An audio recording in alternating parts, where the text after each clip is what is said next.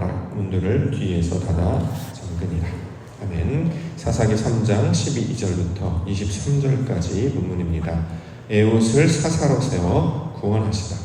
에훗을 사사로 세워 구원하시다라는 말씀의 제목입니다. 자, 사사라는 말 우리가 이제 계속해서 살펴보고 있는데요. 사사. 우리말로 이제 적용하면 의인이라는 말로 대체해서 이해할 수 있을 것입니다.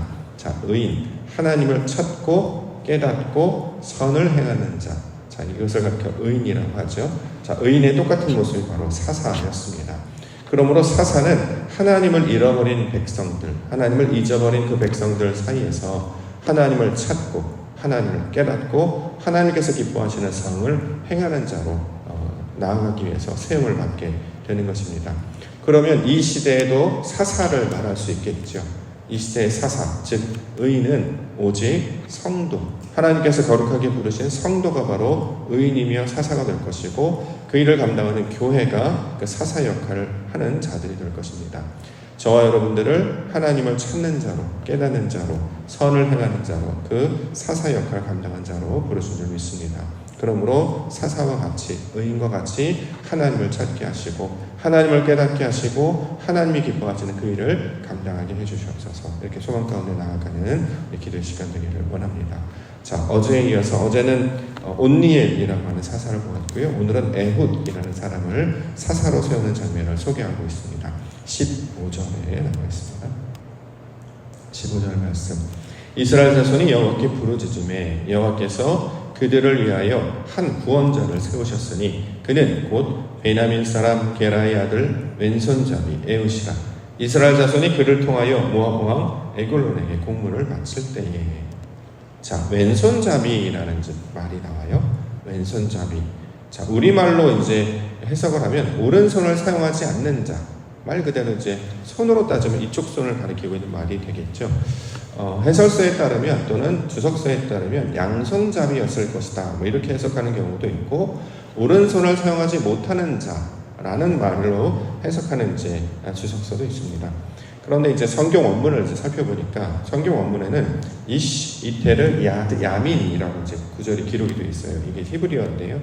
그 의미로 이제 번역을 하면 이게 무슨 뜻이냐면 오른쪽으로 나아가는 자, 이런 의미를 가진 말로 설명하고 있습니다. 오른쪽으로 나아가는 자 또는 오른쪽에 있는 것을 잡으려 하는 자라는 의미를 가지고 있습니다. 자, 그 구절이 가지고 있는 의미는 방향성, 오른쪽을 향하고 있는, 또 하나 역동성. 그래서 손을 뻗어 나아가고자 하는 이 방향성과 역동성을 이 에훗이라는 이름의 뜻이 바로 거기에 있다는 거예요. 주석도에 따르면 에훗이 이제 찬양하는 자라는 이름으로 번역이 됐는데 실제로는 하나님을 향해 나아가는 그 역동성과 방향성을 이름에 이제 두고 있는 자의 모습으로 설명을 하고 있습니다. 성경에서 오른쪽이 있죠. 벤야민, 오른쪽의 아들, 야곱의 막내 아들 이름이 벤야민이었어요. 자, 오른쪽은 하나님의 쪽을 가리키는 말이었죠. 하나님이 있는 쪽이 오른쪽이라는 거예요. 그럼 반대쪽이 어디입니까? 왼쪽이 되겠죠. 이제 반대쪽에서 왼쪽에서 하나님의 쪽으로 라는 뜻입니다. 그래서 성경을 히브리어로 읽게 되면 어떻게 읽냐면 우리는 글을 오른쪽에서 왼쪽으로 읽잖아요. 그렇죠? 글을 이렇게 이제 성도님 방향으로 보시면 이렇게 글을 읽잖아요. 근데 히브리어는 반대로 읽습니다. 방향이 반대예요. 오른쪽에서 왼쪽을 읽어갑니다. 이게 그냥 그렇게 만들어가는 것이 아니고 오른쪽이 하나님의 쪽이라는 상징을 담고 있기 때문에 그렇습니다. 하나님의 쪽에서 사람의 쪽으로. 그래서 기쁘다 구주 오셨네. 도시라 솔파 미레도처럼 하늘에서 땅의 방향으로 방향성을 가지고 읽어봐라. 이렇게 이야기를 하는 거예요. 그래서 히브리어도 그렇게 방식으로 읽게 됩니다.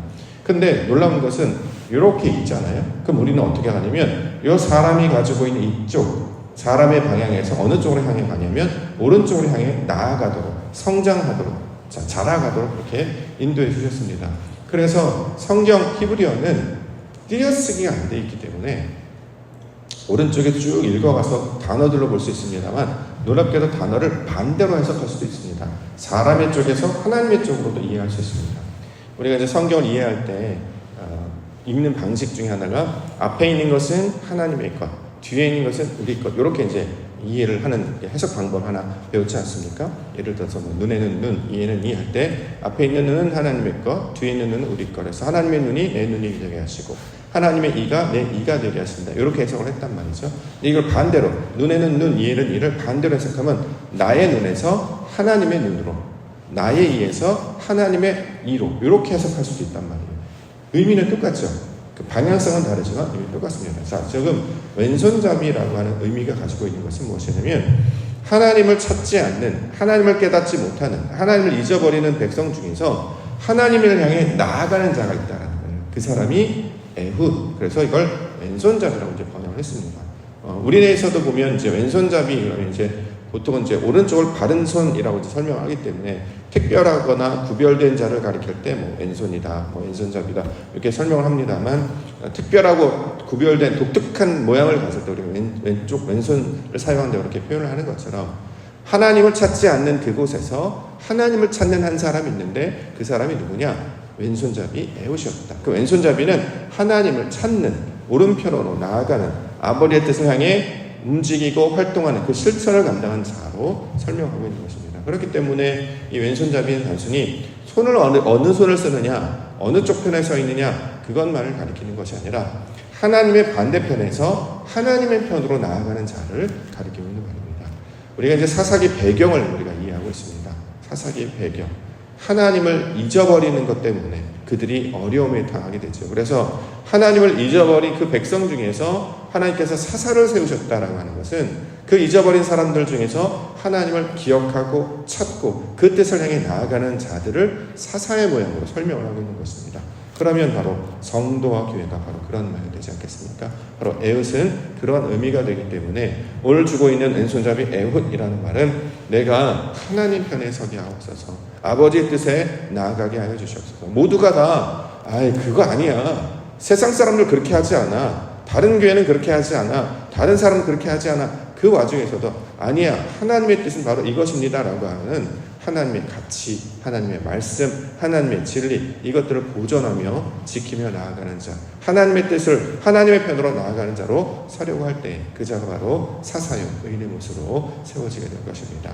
그 모습으로 우리를 채우고 하나님의 편에 서서 아버지의 하나님을 향해 나아가는 믿음을 가진 자 되게 하여 주시옵소서. 이렇게 간구하며 기도 가운데 나아가시는 우리 성도님들 교회 되기를 원합니다.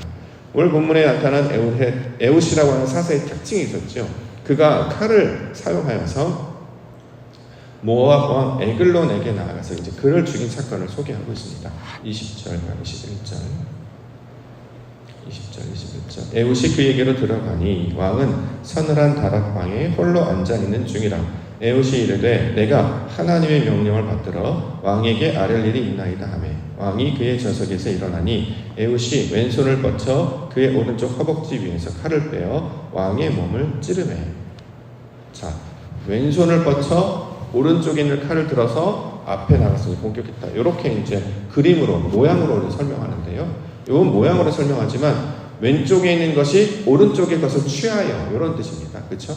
사람이 하나님의 뜻을 받들어 사람이 말씀을 붙잡고 나아가다 이런 모양으로 지금 이제 그림으로 이제 설명을 하는 거예요. 그래서 에훗이 감당했던 것은 이제 에글론 왕을 죽인 사건을 대표적인 그의 사역으로 소개하고 있습니다. 자, 이스라엘 백성들이 범죄하였기 때문에 모압 왕으로부터 지배를 받게 되었죠. 자그마치 18년 동안이나 지배를 받았습니다. 그는 비둔하고 게을러서 몸집이 컸다 이렇게 설명하기도 합니다. 그래서 이스라엘 자손이 마치 식민지 지배를 당하는 백성들처럼 국물을 바치고 그 가운데 엎드려 나아갔다는 거죠. 자, 다 하나님의 백성임에도 불구하고 하나님의 부르터 말씀으로부터 따르는 것이 아니라 다른 사람이나 다른 족속에서 피지배를 당하는 사람이에요. 이게 잘못됐다고 인식을 못하는 거예요. 하나님의 방식은 하나님을 주인으로 섬겨야 되잖아요. 하나님으로부터 통제를 받고 말씀으로부터 지배를 받아야 됩니다. 그런데 사람이 다른 사람에 의해서 지배를 받아요. 이건 옳지 않은 것 아니겠습니까? 근데 아무도 이게 잘못됐다고 여기지 않고 자그마치 18년 동안이나 원래 그런 거야. 나아가서 공물을 바치고 엎드리고 절하는 것이 당연해 라고 하면서 이것을 극복하려고 하는 사람이 아무도 없었습니다. 그렇죠?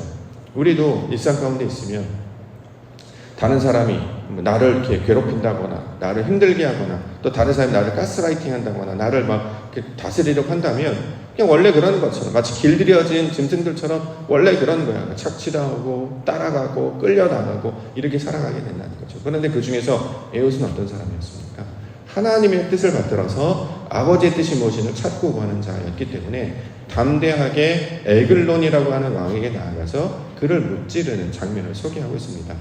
그림으로 보면 이제 우리가 생각할 때 매우 잔인해 보일 수 있겠습니다만, 우리는 이제 그걸 받는 것이 아니라 의미와 상징을 갖고 있는 것이기 때문에, 이스라엘 백성들, 하나님의 백성들을 지배하고 다스렸던 그 보이지 아니하는 그 사람들의 어떤 게으름, 나태함이라고 이제 의미하여서 우리가 이해할 수 있겠죠.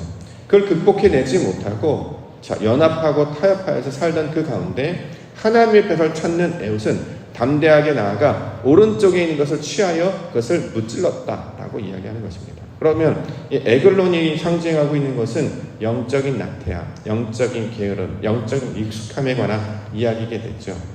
일하지 아니하면, 움직이지 아니하면 살이 찌잖아요. 그냥 이게 이제 소위 말해 근육살이 붙는 게 아니라 기름이 찌게 된단 말이죠. 그래서 이제 에글론이 죽을 때 보면 기름이 엉겨져 나왔다 이렇게 얘기하는데, 그 기름은 게으름과 나태함을 상징하는 것일 수도 있고, 성령으로 따지면 성령을 잃어버린 상태, 영적인 어떤 메마른 상태를 나타낼 수 있는 것이죠. 자, 그런데 그 가운데 에웃이 나아가서 담대하게 맞서고 그것을 찔러 쪼개어 이기는 모습으로 설명을 하고 있는 것입니다. 마치 골리앗 앞에 선 다윗의 모습이 생각나지 않습니까?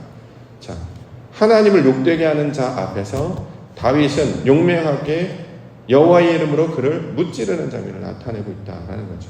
우리에게 이제 적용을 하면, 우리가 말씀을 가지고 하나님 앞에 담대한 자로 선포하면서 그걸 승리하며 이기며 나아가야 되는데, 우리는 익숙하고 옛 것에 또 사람의 것에 익숙하기 때문에 이걸 잘못됐다라고 느끼지도 못하고 그걸 극복해야 될 것, 잘라내야 될 것이라고 생각하지 못해서 그냥 이제 살아가게 된다는 거예요. 대표적인 거, 영적 나태함, 영적 게으름, 이게 잘못됐다고 생각하지 않아요.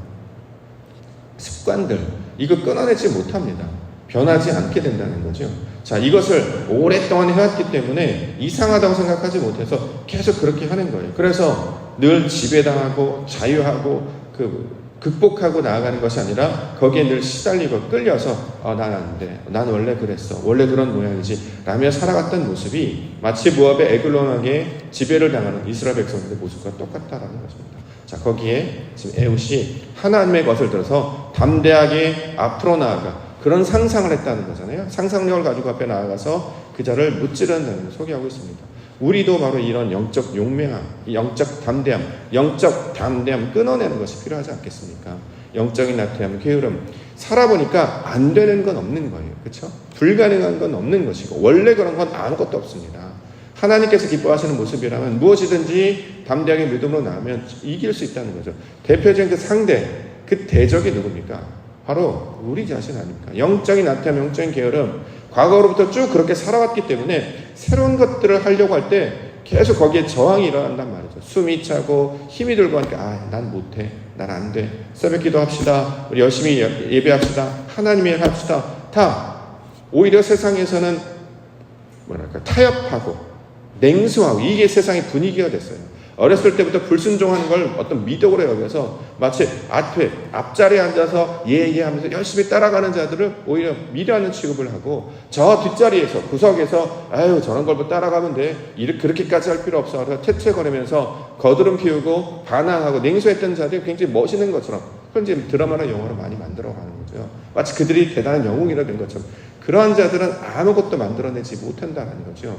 하나님의 말씀을 따르는 자는 성실하게 주일을 감당하기 위해서 주일들을 열심히 감당함으로 주님 주신 말씀으로 찔러 쪼개고 다듬고 제거하여서 거룩한 하나님의 백성들로 날마다 성장하며 나아가는 모습으로 우리를 가르쳐주고 있습니다. 이 대표적인 게 바로 이제 레위기가 바로 그런 내용들 있잖아요. 레위기를 살펴보면 제물을 드릴 때에 각을 잡고 짐승을 각을 뜨고 기름을 다 제거해내죠. 불태워버립니다. 이 영적인 우리 소위 말하는 다듬는 걸 가리키고 있는 말이죠.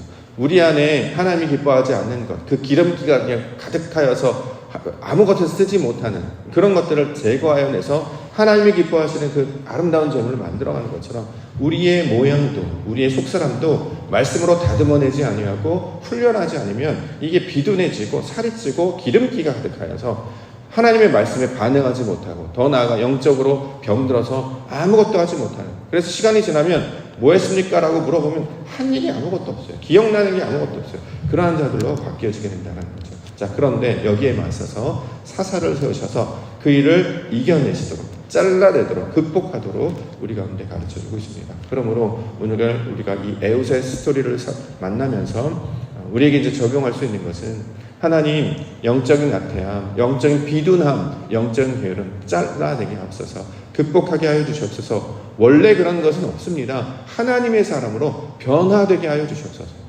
오늘 아침에 나오는데 갑자기 공기 흐름이 달라졌어요.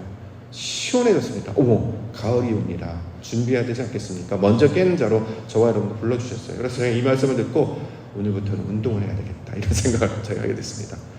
그랬어요. 더워가지고 아무것도 못하고 좀만 움직여도 막 땀나고 이러니까 안 했는데, 뭔가 추수의 계절이 돌아오는 것을 공기로 가장 먼저 느꼈습니다. 에웃처럼 나태하면서 게으르면서 극복해야지, 이런 말로 설명하고 있습니다. 데살로니가 후서 3장 6절에 형제들아, 우리 주 예수 그리스도의 이름으로 너희를 명하노니 게으르게 행하고 우리에게서 받은 전통대로 행하지 아니하는 모든 형제에게서 떠나라. 10절부터 우리가 너와 함께 있을 때에도 너에게 명하기를 누구든지 일하기 싫어하거든 먹지도 말게 하라 하였더니 우리가 들은즉 너희 가운데 게으르게 행하여 도무지 일하지 아니하고 일을 만들기만 하는 자들이 있다 하니 이런 자들에게 우리가 명하고 주 예수 그리스도 안에서 권하기를 조용히 일하여 자기 양식을 먹으라 하더라. 자, 일을 하라는 거예요. 여기서 말하는 일은 하나님 나라의 일이잖아요. 날마다 돌보고 날마다 살피고 날마다 가꾸지 않으면 자풀이 무성하게 칠 수밖에 없고 기름기가 칠 수밖에 없고 우리를 자꾸 둔하게 만든다는 거죠. 자, 이런 영적인 내태함과 둔함에서 새롭게 하여 주시옵소서. 하나님께서 기뻐하신 일들도 돌아보고 살피고 이것을 가꾸게 하여 주시옵소서.